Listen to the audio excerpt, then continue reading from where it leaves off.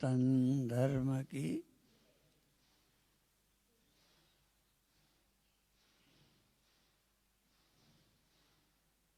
मनुष्य शरीरधारी और अंतःकरण वाले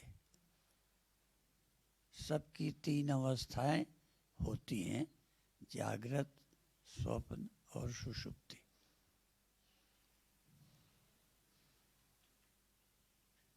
और शरीरधारी हर जीव को उस सत्य स्वरूप का स्मरण करना ही पड़ता है। यहाँ तक भगवान राम को भी वशिष्ठ जी ने ज्ञान दिया। और योग वासिष्ठ ग्रंथ भगवान राम को किए गए उपदेश हैं। और भगवान राम भी संध्या करते हैं। रामायण के अनुसार संध्या करन चले दो भाई। दोनों भाई अर्थात राम लक्ष्मण संध्या करने गए। अर्थात सुबह शाम का समय उस सत्य स्मरण में राम भगवान भी लगाते थे।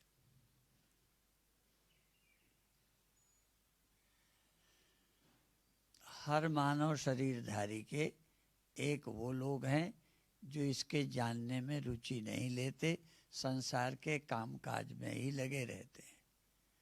दूसरे मनुष्य वो हैं जिनको कल्याण की इच्छा होती है और उस सत्य का श्रवण करते हैं। और श्रवण करने पर भी, बोध होने पर भी अलग अलग स्थितियां रहती हैं। कई लोग अर्ध निमिष को भी उस स्मरण के बिना नहीं रहते। निमिषार्धम न तिष्ठन्ति वृत्तिम ब्रह्ममयीं बिना। आधा निमिष भी अहम ब्रह्मास्मि इस भाव के बिना नहीं रहते। और एक वो भी है जिन्हें ज्ञान हो गया है, दिन में कुछ सेकंडों के लिए ही स्वरूप स्मरण करते हैं, बाकी संसार के काम में व्यस्त रहते हैं। आज के प्रवचन का प्रयोजन केवल इतना है, जो भी शरीरधारी हैं उनको शांति मुक्ति स्वरूप स्मरण से ही मिलेगी। अन्य लोगों को सांसारिक सफलता के सुख मिलते हैं और उनके वियोग का भय बना रहता है। भय मुक्त सच्चे आत्मनिष्ठ ब्रह्मज्ञानी ब्रह्मनिष्ठ ही रह सकते हैं। आवश्यक नहीं उसमें कि मैं कि तुम किसी का नाम लिया जाए। जब तक देह का अभिमान अच्छी तरह गल नहीं जाता,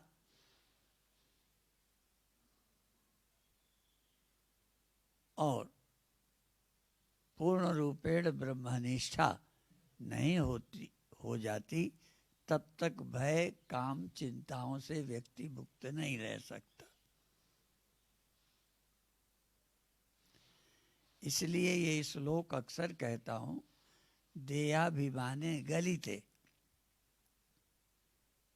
देह के गल जाने पे नहीं, देहाभिमान गल जाने पर। देहाभिमाने गलिते विज्ञाते परमात्मनि। परमात्मा कहा, विज्ञाते आत्मनि नहीं कहा। देहाभिमाने गलिते विज्ञाते परमात्मनि यत्र यत्र मनो जाति तत्र तत्र समाधया। अर्थात जिसका देहाभिमान खत्म हो गया देह के रहते, और ब्रह्म भाव जागृत हो गया, विज्ञाते परमात्मनि, परमात्मा का विज्ञान हो गया। अर्थात आत्मा का ब्रह्म रूप से जिसको विज्ञान हो गया, उसका मन कहीं जावे समाधि रहती है। अभी आम लोगों को तो ब्रह्म ज्ञान ही नहीं, पर जिन्हें है भी तो कभी कभी वो साक्षी भाव में जाते हैं और उससे हटते हैं तो व्यवहार में पदार्थों से प्रभावित होते हैं। यत्र यत्र मनो जाति तत्र तत्र समाधया, ये बात सब पर लागू नहीं होती। जब वो अंतर्मुख होते हैं तब विक्षेप रहित होते हैं, समाधि है। लेकिन जब बाहर होते हैं तो समाधि नहीं रहती। लेकिन ये श्लोक उनके लिए है, देहाभिमान जिनका गल गया। मैं देह हूं ये सोच ही नहीं रह गई। देह है पर मैं देह हूं ये विचार नहीं है। और विज्ञाते परमात्मा ने, परमात्मा का जिसे विज्ञान हो गया, आत्मा को परमात्मा जिसने जान लिया, परमात्मा और आत्मा एको, आत्म परमात्म एको करे, अंतर की दुविधा अंतर मरे। आत्मा और परमात्मा को एक जानना खेल नहीं है। आत्मा जान लेना, साक्षी जान लेना भी जरा सरल है, पर साक्षी जानने वाला जब भी मनोवृत्ति के साथ आता है, शरीर आदि के साथ, तो वो व्युत्थान हो गया। इसलिए उसकी समाधि कभी रहती है कभी नहीं रहती।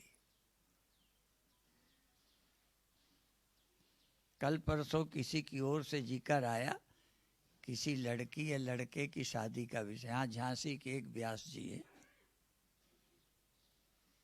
उन्होंने कहा वो एक शरीर बाबा थे, उस परंपरा के परिवार की बेटी है, ऐसा किसी ने बताया। तो मैंने कहा शरीर बाबा के मैंने दर्शन किए। उनको राज परिवार के लोग नहलाने जाते थे, वो नग्न रहते थे, पड़े रहते थे, वहीं कोई भोजन दे देता था। शरीर बाबा नाम क्यों पड़ गया था? ज़्यादातर इस रास्ते पे चलने वाला ऐसा नहीं बोलता कि मैं कानपुर से आया हूँ, मैं ऋषिकेश जाऊँगा, ऐसे नहीं बोलते। ये शरीर फला जगह से आया, ये शरीर फला जगह जाएगा। हमारे गुरु भाई स्वामी देवानंद नाभा में रहते थे, कम सुनते थे, वो एक बड़ा भोंगा रखते थे, उससे उनकी कान में आवाज़ जाती थी। वो शरीर ही बोलते थे, शरीर शरीर शरीर। मैं बोलते ही नहीं थे, शरीर जाएगा शरीर आएगा, शरीर ऐसा, शरीर थक गया, शरीर। मैं ऐसा नहीं बोलते थे। खैर, बोलने ना बोलने से बड़ा फर्क नहीं पड़ जाता, सोच ऐसी हो जाए। कई बार बोलना अच्छा आ जाता है, पर वैसा हमारा जीवन सोच नहीं होती। तो विषय ये था कि उनका नाम शरीर बाबा क्यों पड़ गया था छतरपुर वालों का, क्योंकि वो ब्रह्मज्ञानी थे, शरीर शरीर ही बोलते थे, तो लोग उनका नाम शरीर बाबा रख दिया।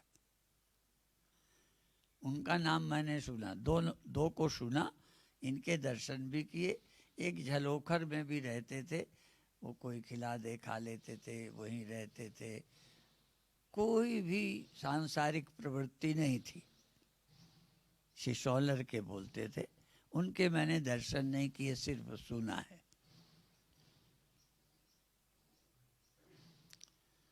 तो शरीर शरीर, मैं शरीर, मैं बैठा नहीं, ये शरीर बैठा। स्वामी राम शरीर को थर्ड पर्सन में ही बोलते थे। राम जाएगा, राम खाएगा, राम, क्योंकि स्वामी राम नाम था, राम जाएगा। गिर गए तो राम गिर गया, मैं गिर गया शब्द ही नहीं।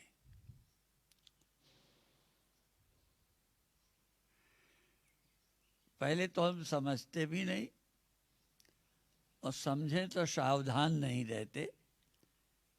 पहले बोलने में सावधान रहें तो विचार धीरे धीरे वैसे ही बन जाएंगे।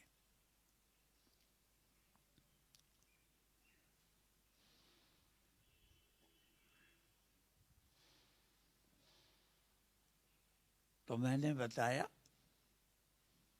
शरीर बाबा के तो हमने दर्शन किए, घंटे 2 घंटे हम दूर खड़े रहे, बैठे रहे, उनके व्यवहार देखते रहे, कैसे बैठे, कैसे लेटे, कैसे पैर फैलाया, निर्वस्त्र।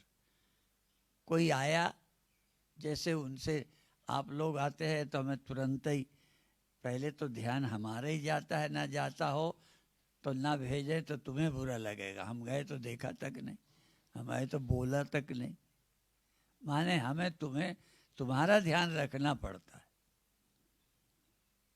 हमने देखा शरीर बाबा के कोई जा रहा है, क्योंकि हम खुद तो देखते ही रहे, और कब गए, कई ने हाथ जोड़े दूर से, ये कुछ किया, रखा, उठाया, क्या किया, हम देखते रहे। लेकिन उनसे पता चलता था कि उनको किसी से कोई मतलब नहीं है, कौन आया कौन गया। हो सकता है हम उनको छठवीं भूमिका का व्यक्ति कह सके। एक राज परिवार आता था तो उनको खिला के जाता था, बाकी वहीं सब कुछ करते थे। वो नहाना धोना कोई वहीं नहला दे, वही परिवार, अपने आप कुछ नहीं करते थे। तो खैर हमको उनकी नकल नहीं करनी। आज हमें बताना इतना ही था कि हर शरीरधारी के, मनुष्य शरीरधारी के अंतःकरण है, जागृत स्वप्न सुषुप्ति अवस्थाएं हैं। जागृत अवस्था में अधिकतर लोग संसार के काम में ही व्यस्त रहते हैं, शरीर की ज़रूरतें पूरी करते हैं। फिर कुछ लोग मन की कामनाओं की पूर्ति के लंबी दौड़ में पड़ जाते हैं, ये बनना है, वो बनना है, प्रसिद्ध हो जाना है। वो साधुओं के, गृहस्थों के, राजनीति में जाके बस वो बड़े होने के, फेमस होने के उसमें लग गए, भगवान की तरफ जाना भूल जाते हैं। एक बार मैं चित्रकूट से लौटा था तो रास्ते में एक कार्यक्रम था, उसमें मैं गया। संयोग से एक नया युवा महात्मा आ गया। उस समय हम भी थे, पर जवान तो नहीं थे, पर काफ़ी बड़े हो गए थे शरीर से। तो उस साधु आया तो हमने नया दिखा, हमने पूछा कहाँ से आए, पता चला यहाँ कैसे आए, कहीं सुना था कि यहाँ भंडारा हो रहा है। अब साधु होके निकल पड़े, तो खाएंगे तो चाहे किसी के घर में खाएं, चाहे भंडारों में जाएं, तो साधु भंडारों में। तब सोचने लगे कि ये साधु हुआ था, भंडारा सुन के यहाँ आया, क्योंकि पेट को तो भूख लगेगी। और हमारे गुरुदेव सफ़ेद कपड़े में रहते थे। उन्होंने खुद बताया कि हम ऋषिकेश की तरफ रहते थे। पहले कहाँ इतनी भीड़, बहुत थोड़े से जगहें और एक आध काली कमली वालों का क्षेत्र, बाकी कई क्षेत्र नहीं, और एक पंजाब सिंध क्षेत्र, यही होते थे। अब तो क्षेत्र ही क्षेत्र है। पहले साधुओं के लिए क्षेत्र खोले गए थे, अब क्षेत्र हम लोगों ने अपने लिए खोले हैं, क्योंकि यदि क्षेत्र ना खोले तो तुमसे किस बहाने से लेंगे।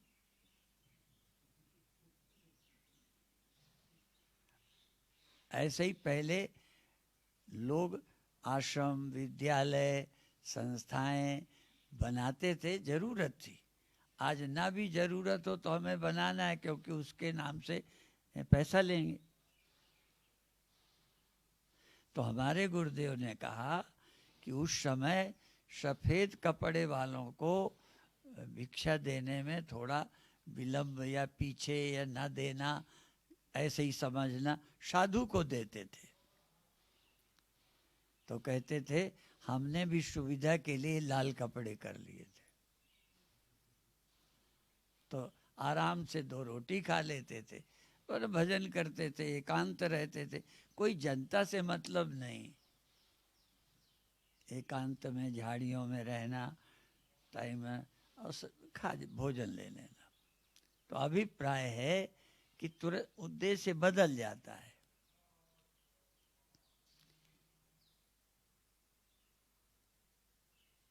तो हम शरीर प्राप्त किया है, मानव शरीर मिला है, हमें पता भी नहीं कैसे मिला है।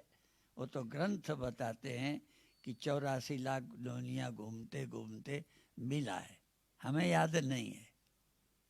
लेकिन ये तो पक्का है कि जैसे बचपन से जवानी हुई है, जवानी से बुढ़ापा आता है, तो एक निश्चित प्रकृति की प्रक्रिया है।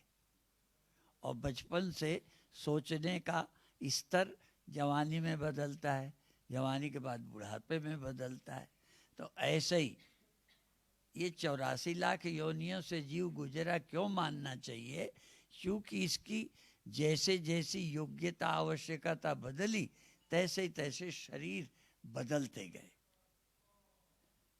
तो जब कल्याण के स्तर के लायक होता है तब मानव शरीर मिलता है, तब वो मनुष्य शरीर में आकर शरीर की जरूरतें पूरी करने में ही सारा समय नहीं लगाता। वो आत्मचिंतन, आत्मा की खोज, क्यों जन्मे, क्यों आए हैं। और यही श्लोक तो मैं अक्सर बताता हूँ, कोहम कथम केन कुतः समुद्गतो यास्यामि चेता क्व शरीर संशय। कोहम, मैं कौन हूँ, कुतः, कहाँ से आया हूँ, कोहम कुतः, केन, किसके द्वारा यहाँ आ गया हूँ, केन कुतः समुद्गतो, यहाँ आया हूँ। और यास्यामि चेता क्व शरीर संशय, शरीर के नष्ट होने पर कहाँ जाऊँगा, क्यों आया हूँ, कैसे आया हूँ, कौन ले आया है, प्रयोजन क्या है, और शरीर छोड़ने पर कहाँ जाना पड़ता है, ये प्रश्न है, ये सच्चे प्रश्न है। फिर जब सुनते हैं कि फिर शरीर मिलेगा, फिर शरीर मिलेगा, तो हमारे एक शिष्य ने, वैसे तो मेरे पहले के गुरु भाई हैं, अब शरीर उनका भी नहीं रहा, शिष्य तो गुरुदेव के थे, पर तब उन्होंने संन्यास नहीं लिया था। अब धीरे धीरे धीरे समय बीतता गया, गुरुदेव का शरीर रहा नहीं, उनके मन में आया तो हमसे संन्यास लिया। उनके बहुत भजन है जो रोज सुबह संत सुनाते हैं, स्वामी जीतात्मानंद। और ये 2 एक ही गांव के थे, स्वामी सुरेंद्र और जितेंद्र। फिर उन्होंने संन्यास गुरुदेव से ले लिया तो उनका नाम सुरेश्वरानंद हो गया। इन्होंने तब तक लिया नहीं, तो मैंने जब दिया तब जितेंद्र का नाम जीतात्मानंद रखा। तो पहले जितने इनके गीत बनाए हैं उनमें जितेंद्र नाम है, बाद में जब बनाए तो उन्होंने जीतात्म शब्द का प्रयोग किया है। तो वो प्रयोजन क्या था? उनके भजन की एक लाइन है, आना और जाना बना ही रहा तो फिर आने और जाने का क्या फायदा। यदि आना और जाना, आए हैं, आए तो हैं, तो इसलिए थोड़ी आए हैं कि बार बार आते रहें, आए हैं कि आना जाना मिट जाए। जन्म में आए कि जन्म मरण से छुट्टी हो जाए। तो उनकी ये लाइन है, यदि आना और जाना बना ही रहा, फिर आए फिर गए, फिर आए फिर गए, तो ऐसे आने और जाने से क्या फायदा, क्या फायदा मिला, आना तो इसलिए था कि झंझट मुक जाए। भगवान ने भी कहा मामुपेत्ति तु कौन्तेय पुनर्जन्म न विद्यते। यद्यपि मेरा विषय बिखर गया, प्रयोजन इतना ही था कि भगवान राम भी लक्ष्मण भी संध्या करते हैं। क्या क्या क्या करते होंगे? उन्होंने भी मंत्र लिया, वशिष्ठ जी से उपदेश सुना। क्या सुना, क्यों सुना? अर्थात एक चीज हर शरीरधारी को सुनना है, जो अशरीरी है, जो निरंकार है, जो अकाल पुरुष है, जो ब्रह्म है, जो कालातीत है, जिसका काल होता ही नहीं। अब भी देखिए, शरीर का काल हो रहा है। काल का मतलब जिस दिन मरेगा वो नहीं, काल का मतलब प्रतिदिन समय, बचपन जवानी, समय रोज बदल रहा है। जो भी पैदा हुआ काल से प्रभावित है। इसलिए गुरबाणी में जो उपजो सो बिनसी है, परो आज की काल। जो पैदा हुआ है मरना शुरू। और हमारे गुरुदेव तो ये कहते थे जन्मते ही मरना शुरू हो गया, ऐसा बोलते थे। और एक चीज और कहते थे, अधिकतर लोग जहाँ मुर्दे को लेके जलाते हैं उसे मरघट बोलते हैं। मरघटा, मरघट। हमारे गुरुदेव तुरंत कहते थे वो मरघटा नहीं है, वो जरघटा है, वहाँ जलाया गया है। मरघटा तो घर है। अधिकतर लोग कहाँ मरते हैं? गंगा के किनारे जाके। तो मरघट तो घर है। हमारे गुरुदेव कहते थे वो मरघट है, और यहां मरे तो जलाने वहां ले गए, वो जरघट है। तो विषय ये है कि प्रतिक्षण मर रहा है शरीर, प्रतिक्षण बदल रहा है, जागृत स्वप्न सुषुप्ति। तो जो बदल नहीं रहा, जिसमें कोई परिवर्तन नहीं होता, वो अभी ढूंढो, अभी और यहीं और अपने में। अपने में, अभी, यहीं और स्वयं में, जो बदलता नहीं, जो अकाल पुरुष है, जो निरंकार है। निरंकार भी है, अकाल पुरुष भी है, अर्थात काल नहीं होता। काल जागृत का है, जागृत काल, स्वप्न काल, सुषुप्ति काल। तो कालातीत, अकाल पुरुष, निरंकार, वाहेगुरु सबके अंदर बैठा है, उसको खोजना है। तो आज अभी इतना याद दिलाना, तो कल तुम्हारे भीतर अकाल पुरुष, कालातीत, सत श्री अकाल, और आज सच जुगाद सच है भी सच, नानक होसी भी सच। और उल्टा यदि बोलो, है भी नहीं सच, रहेगा भी नहीं सच, होगा भी नहीं, है भी नहीं, और था भी नहीं सच। जो था भी नहीं सच लगा था, रहा भी नहीं सच, और रहेगा भी नहीं जो है।